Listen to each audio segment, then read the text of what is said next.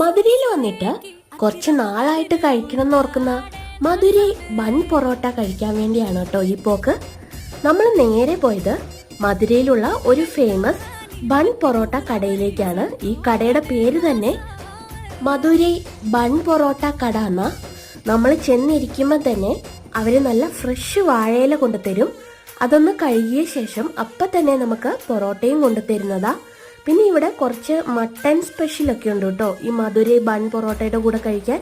എനിക്ക് മട്ടൺ ഇഷ്ടമില്ലാത്തതുകൊണ്ട് തന്നെ ഞങ്ങളൊരു ചിക്കൻ കറിയാണ് പറഞ്ഞത്. ഇവിടെ ബൺ പൊറോട്ട മാത്രമല്ല കിട്ടുന്നത്, കിഴിപ്പൊറോട്ടയും ഒക്കെ ഇവർ വാഴയിലെ തന്നെ റെഡിയാക്കി തരുന്നതാ.